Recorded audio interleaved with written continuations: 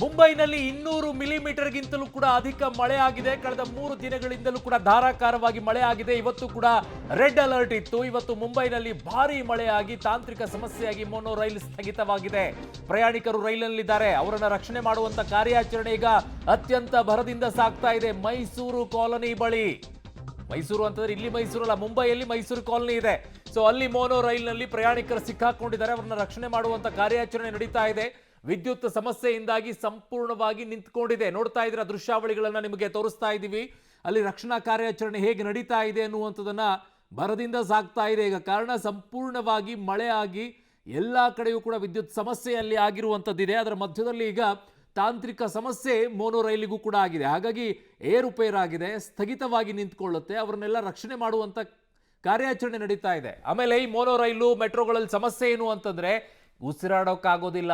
AC stop ಆಗಿಬಿಟ್ರೆ, ನಿಂತು ಹೋಗ್ಬಿಟ್ರೆ ಉಸಿರಾಡೋಕ್ಕಾಗೋದಿಲ್ಲ. ಹಾಗಾಗಿ ಇಮ್ಮಿಡಿಯೇಟ್ ಆಗಿ ರಕ್ಷಣಾ ಕಾರ್ಯಾಚರಣೆ ಈಗ ಅಲರ್ಟ್ ಆಗಿ ಅಲ್ಲಿ ಕೆಲಸವನ್ನ ಶುರು ಮಾಡಿದ್ದಾರೆ. ಅವ್ರನ್ನ ರಕ್ಷಣೆ ಮಾಡುವಂತ ಕೆಲಸವನ್ನ ಮಾಡಿದ್ದಾರೆ. ಅದು ಸಂಪೂರ್ಣವಾಗಿ ಪ್ಯಾಕ್ ಆಗಿರುತ್ತೆ. ಬಸ್ಸು ಗಾಡಿಗಳ ರೀತಿಯಲ್ಲಿ ವಿಂಡೋ ಓಪನ್ ಮಾಡ್ಕೊಂಡ್ಬಿಟ್ಟು ನಾನು ಆರಾಮಿರ್ತೀನಿ ಅಂತ ಹೇಳಕ್ ಆಗೋದಿಲ್ಲ ಅಲ್ಲಿ. ಕಾರಣ ವಿಂಡೋ ಓಪನ್ ಮಾಡೋಕ್ಕೆ ಆಗೋದಿಲ್ಲ. ಸಂಪೂರ್ಣವಾಗಿ AC ಇಂದ ಕೂಡಿರುತ್ತೆ. ಹಾಗಾಗಿ ಅಷ್ಟೊಂದು ಜನ ಇರುವಂತಹ ಜಾಗಗಳಲ್ಲಿ ವಿಂಡೋವನ್ನು ಓಪನ್ ಮಾಡ್ಕೊಳ್ಬೇಕಾಗತ್ತೆ, ಗ್ಲಾಸನ್ನು ತೆಗೆದು ಹಾಕಬೇಕಾಗತ್ತೆ. ಆ ನಿಟ್ಟಿನಲ್ಲಿ ಈಗ ಮೋನೋ ರೈಲ್ನ ವಿಂಡೋಗಳನ್ನೆಲ್ಲ ತೆಗೆಯುವಂಥ ಕೆಲಸವನ್ನು ಮಾಡಿದ್ದಾರೆ. ನೋಡ್ತಾ ಇದ್ದೀರಾ, ಅವ್ರನ್ನ ಅಲ್ಲಿಂದ ಇವ್ಯಾಕ್ಯುವೇಟ್ ಮಾಡುವಂಥದ್ದು, ರಕ್ಷಣೆ ಮಾಡುವಂಥ ಕೆಲಸವನ್ನು ಈಗ ಮಾಡ್ತಾ ಇದ್ದಾರೆ. ಭಾರೀ ಮಳೆಗೆ ಈಗ ಮುಂಬೈ ನಗರ ಅಸ್ತವ್ಯಸ್ತವಾಗಿ ಹೋಗ್ಬಿಟ್ಟಿದೆ. ರೆಡ್ ಅಲರ್ಟ್ ಇತ್ತು ಇವತ್ತು. ರೆಡ್ ಅಲರ್ಟ್ ಅಂತಂದ್ರೆ 220 ಮಿಲಿಮೀಟರ್ಗಿಂತಲೂ ಕೂಡ ಅಧಿಕ ಮಳೆ ಆಗುತ್ತೆ ಅನ್ನುವಂಥದ್ದನ್ನು ರೆಡ್ ಅಲರ್ಟ್ ಅಂತ ಕರೀತಾರೆ.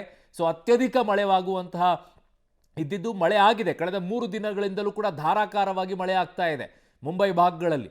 ಯಾವ ರೀತಿಯಲ್ಲಿ ಅಂಧೇರಿ ಭಾಗದಲ್ಲಿ ಆಗಿದೆ, ಜನ ತತ್ತರಿಸಿ ಹೋಗ್ಬಿಟ್ಟಿದ್ದಾರೆ. ಕಚೇರಿಗೆ ಹೋಗೋಕ್ಕಾಗ್ತಿಲ್ಲ, ಶಾಲಾ ಕಾಲೇಜುಗಳಿಗೆ ಬಂದ್ ಮಾಡಿಟ್ಟಿದ್ದಾರೆ. ಈಗ ಮತ್ತೊಂದು ಸಮಸ್ಯೆ ಅಂತಂದ್ರೆ ಮೋನೋ ರೈಲ್ನಲ್ಲಿ ಅಲ್ಲಿ ಏನಾಗಿದೆ, ನಿಂತ್ಕೊಂಡಿದ್ದಾರೆ, ಅದು ಸ್ಥಗಿತವಾಗಿ ನಿಂತ್ಕೊಂಡ್ಬಿಟ್ಟಿದೆ ವಿದ್ಯುತ್ ಸಮಸ್ಯೆಯಿಂದಾಗಿ.